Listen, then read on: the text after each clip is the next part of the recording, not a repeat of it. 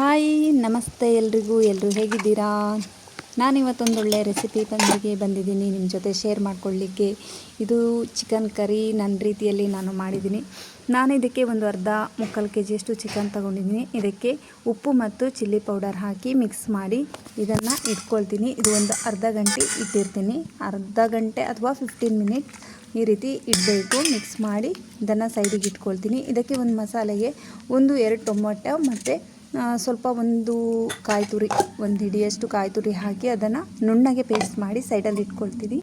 ಇವಾಗ ಒಂದು ಪ್ಯಾನನ್ನು ಇಟ್ಕೊಂಡು ಅದಕ್ಕೆ ಒಂದು 4 ಟೇಬಲ್ ಸ್ಪೂನ್ ಕೊಕೊನೆಟ್ ಆಯಿಲನ್ನು ಹಾಕಿ ಆಲ್ ಸ್ಪೈಸಸನ್ನು ಆ್ಯಡ್ ಮಾಡಿದ್ದೀನಿ. ಇದು ಸೋಂಪು, ಏಲಕ್ಕಿ, ಲವಂಗ, ಚಕ್ಕೆ, ಗರಂ ಮಸಾಲ ಐಟಮ್ ಎಲ್ಲ ಹಾಕಿ 1 ಟೇಬಲ್ ಸ್ಪೂನ್ ಶುಂಠಿ ಬೆಳ್ಳುಳ್ಳಿ ಪೇಸ್ಟನ್ನು ಹಾಕಿ ಒಂದು 3 ಆನಿಯನನ್ನು ಚಿಕ್ಕದಾಗಿ ಕಟ್ ಮಾಡಿ ಹಾಕ್ಕೊಂಡಿದ್ದೀನಿ. ಇದಕ್ಕೆ ಒಂದು ಕರಿಬೇವಿನ ಎಲೆ ಮತ್ತು ಟರ್ಮರಿಕ್ ಹಾಕಿ ಯೆಲ್ಲೋ ಪೌಡರನ್ನು ಹಾಕಿ ಚೆನ್ನಾಗಿ ಮಿಶ್ರಣ ಮಾಡ್ಕೊಂಡಿದ್ದೀನಿ.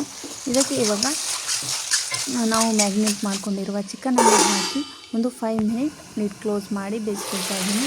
ಇವಾಗ ಚೆನ್ನಾಗಿ ಬೆಂದಿದೆ ನೋಡಿ, ಈ ರೀತಿಯಾಗಿ ಬೆಂದಿದೆ. ಲೋ ಟು ಮೀಡಿಯಮ್ ಫ್ಲೇಮಲ್ಲಿ ಇಟ್ಕೊಂಡು ಚೆನ್ನಾಗಿ ಇದನ್ನು ಬೇಯಿಸ್ಕೊಳ್ಬೇಕು. ಒಂದು 50-60% ಇವಾಗ ಚೆನ್ನಾಗಿ ಬೆಂದಿದೆ. ಇದಕ್ಕೆ ಇವಾಗ ಕೆಲವೊಂದು ಮಸಾಲವನ್ನು ಆ್ಯಡ್ ಮಾಡ್ಕೊಳ್ಬೇಕು. 1 table spoon chilli powder, 2 table spoon ಕೊತ್ತಂಬರಿ ಪೌಡರ್ ಮತ್ತು ಅರ್ಧ table spoon garam masala powder ಮತ್ತು ಒಂದು ಅರ್ಧ ಟೇಬಲ್ ಸ್ಪೂನ್ ಪೆಪ್ಪರ್ ಪೌಡರ್ ಅಂದರೆ ಕರಿಮೆಣಸಿನ ಪೌಡರನ್ನು ಹಾಕಿ ಚೆನ್ನಾಗಿ ಮಿಶ್ರಣ ಮಾಡಿಕೊಳ್ಬೇಕು. ಇದು ಪೌಡರನ್ನು ಹಾಕುವಾಗ ನಾವು ಲೋ ಫ್ಲೇಮಲ್ಲಿ ಇಡಬೇಕು. ಯಾಕಂದರೆ ಲೋ ಫ್ಲೇಮಲ್ಲಿ ಇಟ್ಕೊಂಡು ಎಲ್ಲ ಪೌಡರನ್ನು ಹಾಕಿ ಇದನ್ನು ಚೆನ್ನಾಗಿ ಫ್ರೈ ಮಾಡಿಕೊಳ್ಬೇಕು. ಅದರ ಸ್ಮೆಲ್ ಎಲ್ಲ ಹೋಗಿ ಚೆನ್ನಾಗಿ ಫ್ರೈ ಆದ ನಂತರ ಇದನ್ನು ಲಿಡ್ ಕ್ಲೋಸ್ ಮಾಡಿ ಒಂದು 5 ಮಿನಿಟ್ಸ್ ಮತ್ತೆ ಕುಕ್ ಮಾಡಿಕೊಳ್ಬೇಕು. ಇವಾಗ ಇದು ಈ ರೀತಿ ರೆಡಿಯಾಗಿದೆ ನೋಡಿ. ಚೆನ್ನಾಗಿ ಮಸಾಲೆ ಎಲ್ಲ ಚಿಕನ್ಗೆ ಚೆನ್ನಾಗಿ ಹಿಡ್ಕೊಂಡಿರುತ್ತೆ. ಇವಾಗ ನಾವು ರೆಡಿ ಮಾಡಿರುವ ಕೊಕೊನೆಟ್ ಮತ್ತು ಟೊಮೆಟೊ ಪೇಸ್ಟನ್ನು ಹಾಕಿ ಇದನ್ನು ಚೆನ್ನಾಗಿ ಮಿಶ್ರಣ ಮಾಡಿಕೊಳ್ಬೇಕು. ಚೆನ್ನಾಗಿ ಮಿಶ್ರಣ ಮಾಡಿ ಮೀಡಿಯಮ್ ಫ್ಲೇಮಲ್ಲಿ ಇಡಬೇಕು. ಇದಕ್ಕೆ ನೀರು ಕೂಡ ಎಷ್ಟು ನೀರು ಬೇಕು ಅಷ್ಟು ಹಾಕ್ಕೋಬೇಕು. ಕನ್ಸಿಸ್ಟೆನ್ಸಿ ನೋಡಿಕೊಂಡು ನೀರು ಹಾಕ್ಕೊಳ್ಳಿ, ಆ್ಯಡ್ ಮಾಡ್ಕೊಳ್ಳಿ.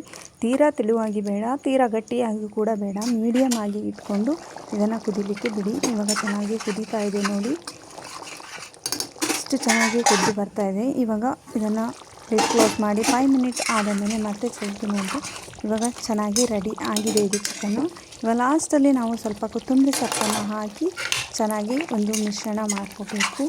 ನಿಮಗೆ ಇಷ್ಟ ಇದ್ದರೆ ಕಸ್ತೂರಿ ಮೇಥಿ ಕೂಡ ಆ್ಯಡ್ ಮಾಡ್ಕೋಬಹುದು. ನಾನಿಲ್ಲಿ ಆ್ಯಡ್ ಮಾಡಲಿಲ್ಲ. ಇದಕ್ಕೆ ಕಾಂಬಿನೇಷನ್ ಆಗಿ ನಾನು ಇಲ್ಲಿ ಪರೋಟಾನ ಮಾಡ್ತಾಯಿದ್ದೀನಿ. ಯಾವುದಕ್ಕೂ ಕೂಡ ಆಗುತ್ತೆ. ಪರೋಟ, ದೋಸೆ, ಅನ್ನ ಎಲ್ಲದಕ್ಕೂ ಕಾಂಬಿನೇಷನ್ ಚೆನ್ನಾಗಾಗುತ್ತೆ ಈ ಕರಿ. ನಾನಿಲ್ಲಿ ಪರೋಟದ ಜೊತೆಗೆ ಸರ್ವ್ ಮಾಡ್ತಾಯಿದ್ದೀನಿ. ಪರೋಟಕ್ಕೆ ಕಾಂಬಿನೇಷನ್ ಚೆನ್ನಾಗಿರುತ್ತೆ. ಈ ಚಿಕನ್ ಕರಿ ತುಂಬ ಟೇಸ್ಟಿಯಾಗಿರುತ್ತೆ. ಇದೊಂದು ಹೊಸ ರೀತಿಯ ಚಿಕನ್ ಕರಿ ನಾನು ಟ್ರೈ ಮಾಡಿರೋದು, ತುಂಬ ಟೇಸ್ಟಿಯಾಗಿದೆ. ನೀವು ಒಂದ್ಸಲ ಈ ರೀತಿ ಟ್ರೈ ಮಾಡಿ ನೋಡಿ, ಕಮೆಂಟ್ ಮಾಡಿ ಹೇಗೆ ಬಂದಿದೆ ಅಂತ. ನನ್ನ ಚಾನಲ್ನ ಯಾರು ಸಬ್ಸ್ಕ್ರೈಬ್ ಮಾಡದೆ ನೋಡ್ತಾ ಇದ್ದೀರಾ ದಯವಿಟ್ಟು ಸಬ್ಸ್ಕ್ರೈಬ್ ಮಾಡಿ, ಹಾಗೆ ಹೆಚ್ಚು ಜನರಿಗೆ ಶೇರ್ ಮಾಡಿ. ಹಾಗೆ ನೆಕ್ಸ್ಟ್ ಒಂದು ಒಳ್ಳೆ ರೆಸಿಪಿಯೊಂದಿಗೆ ಸಿಗ್ತೀನಿ. Bye all.